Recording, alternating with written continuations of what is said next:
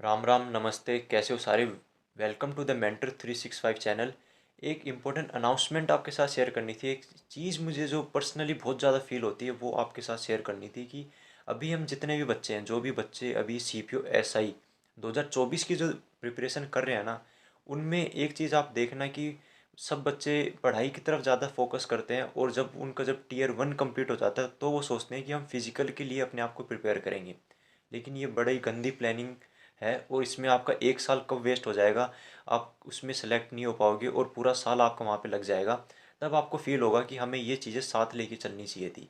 देखो, फिजिकल की तैयारी मैं आपको बोल रहा हूँ, इसमें आपका पहला तो फिजिकल एग्ज़ाम तो क्लियर होगा ही।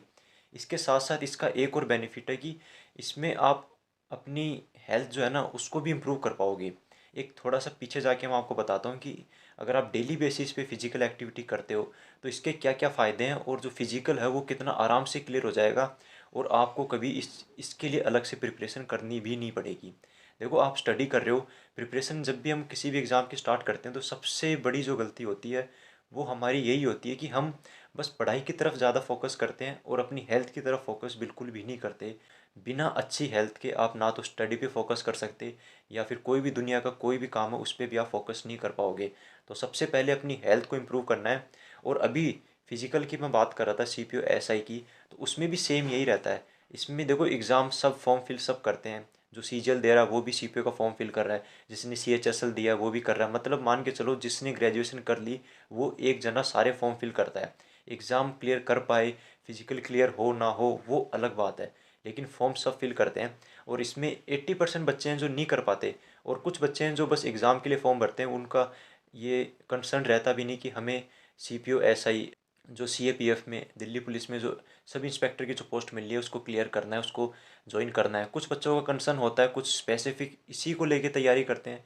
और कुछ बच्चे होते हैं जो इस पे ध्यान नहीं देते, वो बस एग्ज़ाम की तरफ ध्यान देते हैं कि फॉर्म आ रहा है, हमने फॉर्म भर दिया, एग्ज़ाम देना अपना, बस इतना ही है।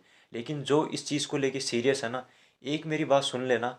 जब भी आप फॉर्म भरते हो, जब भी आप स्टार्टिंग करते हो, पढ़ाई और अपना जो फिजिकल हेल्थ है, जो इसमें फिजिकल होता है C P O S I में, टीयर 1 क्लियर करने के बाद, जिसमें आपको 1600 मीटर की जिसमें रेस होती है, लगभग 9 फुट की इसमें लॉन्ग जंप होती है, और अप्रोक्स 3 फुट की इसमें हाई जंप होती है। मतलब आप मीटर में देखोगे तो 2.7 मीटर और 0.9 मीटर का इसमें दिया हुआ है एलिजिबिलिटी क्राइटेरिया, जिसमें आपको तीन तीन चांस मिलते हैं।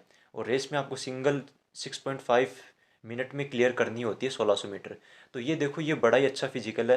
क्योंकि फील्ड जॉब है, जो एस आई जो हमें मिलती है, जो सब इंस्पेक्टर की जो जॉब मिलती है, वो एक फील्ड जॉब है। ये कोई डेस्क जॉब नहीं है कि यहाँ पे आपको नॉर्मल सा फिजिकल जो सी जी एल में होता है या फिर सी एच एस एल में होता है वो देखने को मिलेगा। इसमें आपको एक स्ट्रॉन्ग जो होती है बॉडी, उसको चेक किया जाता है। तो उसके लिए ना, पढ़ाई के साथ साथ आपको ये भी चीज़ें देखती हुई चलनी है।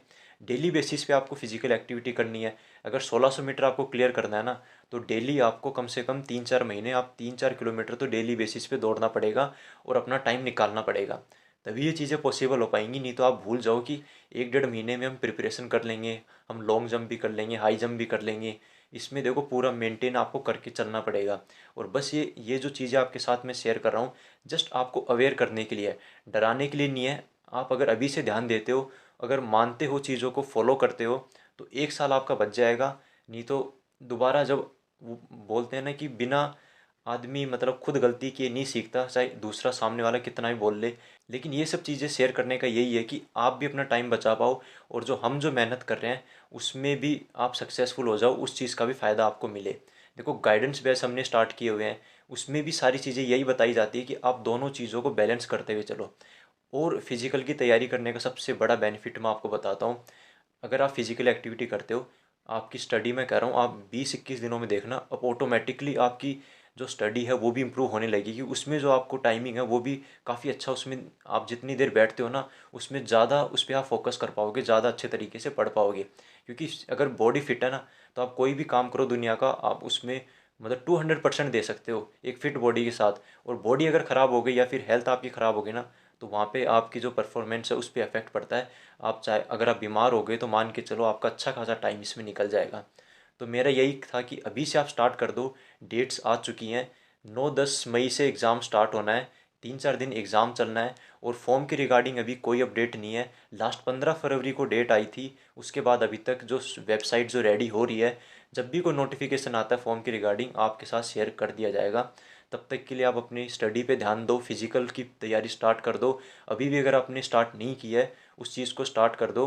और गाइडेंस बैच 1 फरवरी को गाइडेंस बैच लॉन्च हो चुका है। 1 फरवरी को हमारा गाइडेंस बैच CPO SI के लिए लॉन्च हो चुका है।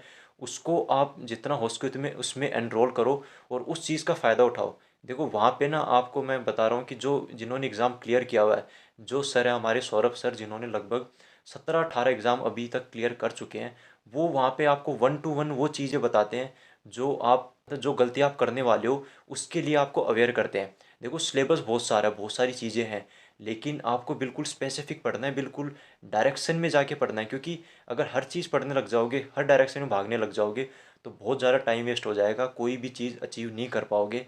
और बाद में ये होगा कि हमने भी तैयारी की थी, हमारा भी सिलेक्शन नहीं हुआ, एग्ज़ाम बहुत हार्ड है। स्टेप बाय स्टेप फॉलो करते हो, कोई भी चीज़ हार्ड नहीं है, बस अपने ऊपर ध्यान देना होता है, टाइम मैनेजमेंट करना होता है।